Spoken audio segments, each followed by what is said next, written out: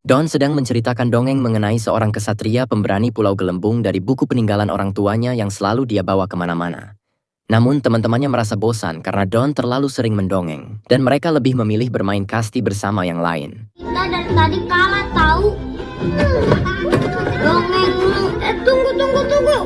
Ini bagian paling serunya nih. Aduh. Don lalu bertemu dengan sahabatnya, Nurman. Nurman mempunyai 3 ekor kambing yang lucu dan menggemaskan.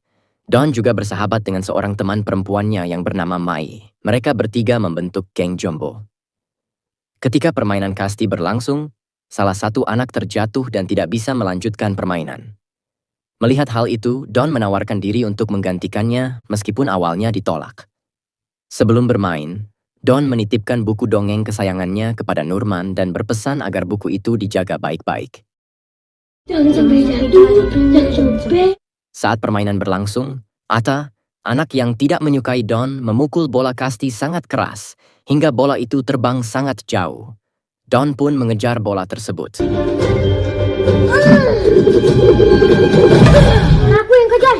Aib aja. Di kampung Seruni, tempat tinggal Don, sedang berlangsung persiapan untuk sebuah pentas seni.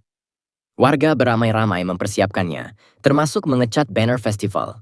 Saat Don berlari mengejar bola, tanpa sengaja ia menginjak banner yang masih basah catnya, menyebabkan warna oranye banner itu rusak. Sementara itu, konflik lain terjadi di kampung. Beberapa rumah warga terancam diambil alih oleh sebuah perusahaan, namun warga menolak dan kepala desa datang untuk menyelesaikan masalah. Di sisi lain, Don terus mengejar bola hingga bola itu tersangkut di genteng, lalu jatuh ke sepeda seseorang. Don tetap mengejarnya hingga akhirnya tersandung, namun berhasil menangkap bola tersebut. Sayangnya, permainan sudah selesai. Teman-temannya mengejek Don dan menyuruhnya pulang. Salah satu temannya bahkan berkata bahwa Don lambat dan sering menjadi penyebab kekalahan dalam permainan. Itulah mengapa tidak ada yang mau bermain dengannya. Don, Nurman, dan Mai pergi ke markas mereka di sebuah gudang kosong di pinggir kampung. Don pun bercerita kepada Nurman bahwa ia lelah selalu diremehkan. Saat itu, terdengar pengumuman bahwa pendaftaran untuk pentas seni di kampung Seruni akan ditutup pukul 5 sore. Nurman berusaha menyemangati Don untuk ikut, namun Don menolak karena merasa tidak pantas. Paling telat jam 5 sore. Tunjukin ke mereka, kamu bisa menang. Sementara itu, kakak Atta yang bernama Acil sedang memperbaiki radio milik salah satu pelanggan. Atta datang membantu. Pelanggan itu bertanya mengapa Acil yang kakinya sedang sakit tidak dirawat di rumah sakit, dan Acil menjawab bahwa mereka takut dengan biaya yang mahal. Namun, Acil menjelaskan bahwa kepala desa sering membantu mereka mendapatkan obat-obatan. Pelanggan itu menemukan karya buatan Atta yang bisa mengeluarkan cahaya dari lampu-lampu bekas dan speaker. Acil menawarkan untuk membuat radio seperti itu secara gratis. Pelanggan itu sangat terkesan dan menyarankan Atta untuk ikut pentas seni agar bisa mendapatkan uang untuk membantu biaya pengobatan kakaknya. Sementara itu, di rumah, nenek Don bertanya mengapa Don tidak ingin ikut pentas. Don lalu membuka bukunya dan menemukan lirik lagu yang ditulis oleh ibunya. Don merasa terharu dan bersemangat untuk ikut pentas seni menggunakan buku tersebut. Ia meminta bantuan kepada teman-temannya, Nurman dan Mai, dan mereka pun setuju untuk membantunya. Atta pun datang ke panitia untuk mendaftar pentas, namun pendaftarannya sudah ditutup. Don yang juga mendaftar sempat ditolak, namun salah satu panitia memberi kabar bahwa ada peserta yang mengundurkan diri, sehingga Don bisa menggantikannya. Don sangat senang dan mengatakan kepada Atta bahwa ia bisa ikut pentas karena dirinya hebat. Atta yang iri dan marah lalu mencuri buku dongeng milik Don. Balikin nggak? Itu dari ayah ibuku. Kamu nggak akan bisa menang. Ngerti? Mereka bertiga kembali ke markas. Don sangat sedih karena buku itu adalah inti dari penampilannya nanti. Nurman berusaha menghibur Don. Tiba-tiba, sebuah mainan bergerak sendiri dan cahaya muncul. Dari cahaya itu, keluar sosok arwah perempuan bernama Mary. Don dan teman-temannya sempat ketakutan, namun akhirnya berteman dengan Mary. Mary meminta tolong kepada Don untuk menemukan arwah orang tuanya yang telah dicuri oleh penjahat dengan sosok berjubah hitam. Arwah orang tua Mary dimasukkan ke dalam radio oleh penjahat. Mary menjelaskan bahwa tidak semua orang bisa melihat dirinya.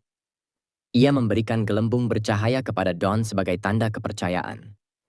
Awalnya Don menolak untuk membantu, namun setelah Mary membantunya mengambil kembali buku dongeng yang dicuri oleh Atta, Don pun bersedia membantu Mary. Di sisi lain, penjahat tersebut mendapatkan perintah dari suara misterius dalam radio untuk terus membongkar makam dan mengumpulkan arwah. Jika gagal, ia akan mendapat hukuman. Sang penjahat diberi waktu 2 hari untuk menyelesaikannya. Atta merasa sedih karena tidak bisa mendaftar pentas untuk membantu kakaknya. Asil menghiburnya.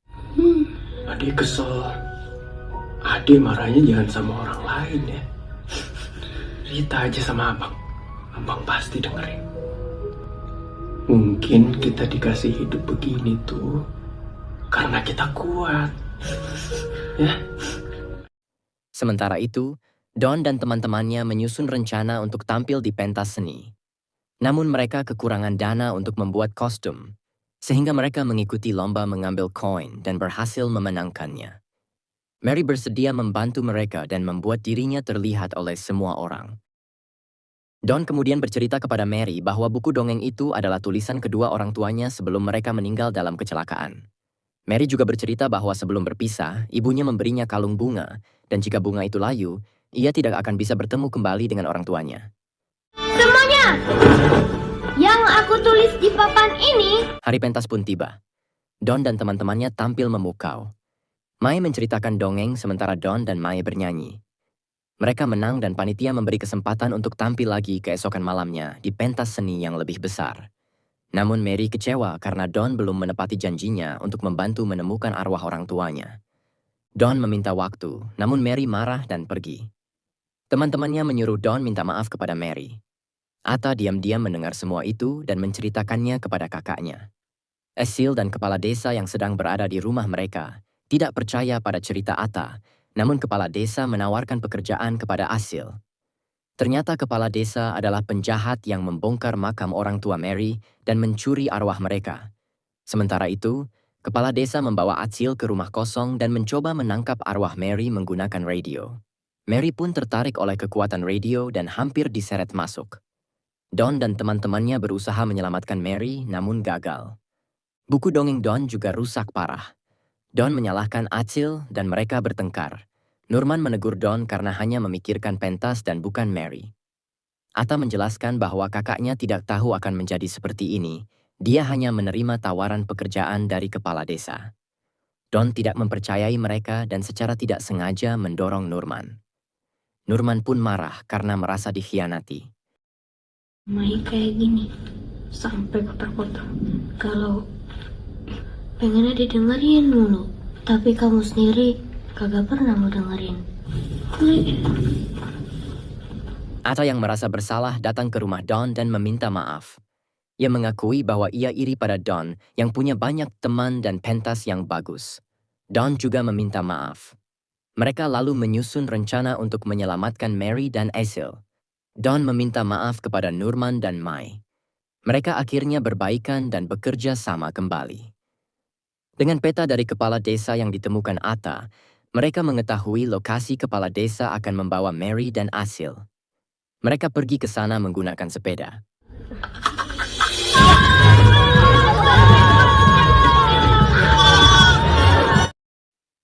Di panggung pentas, panitia mencari Don yang belum juga datang. Sementara itu, anak-anak menemukan kepala desa di pemakaman bersama Asil. Mereka membuat suara serigala untuk mengalihkan perhatian kepala desa. Dengan jurus sap-sap-sap, mereka berhasil merebut radio, namun kepala desa mengejar dan berhasil merebutnya kembali. Atta bertemu dengan kakaknya dan meminta bantuannya. Don dan teman-temannya terus berlari, dikejar kepala desa dan arwah orang tua Mary. Don lalu memberikan buku kepada Atta dan bersama Nurman, ia mengalihkan perhatian arwah agar Atta bisa menyerahkan buku itu ke Mary. Don mengingat nasihat neneknya tentang menjadi pendengar yang baik untuk menjadi pendongeng yang baik. Tiba-tiba, gelembung bercahaya dari dalam dada Don yang pernah diberikan Mary, keluar dan masuk ke dalam buku.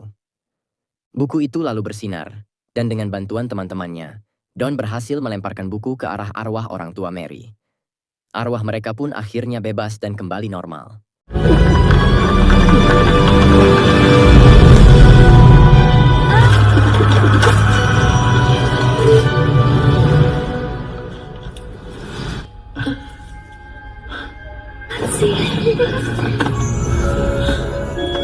Kepala desa marah karena rencananya gagal. Ia mengaku bahwa tujuan utamanya adalah menjual makam kampung itu demi keuntungan pribadi. Namun tanpa disadari, semua pernyataannya terdengar warga karena mereka sedang berada di panggung pentas.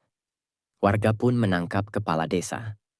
Don membantu Mary membuka portal untuk pulang. Mary berterima kasih dan berpamitan dengan Don dan teman-temannya.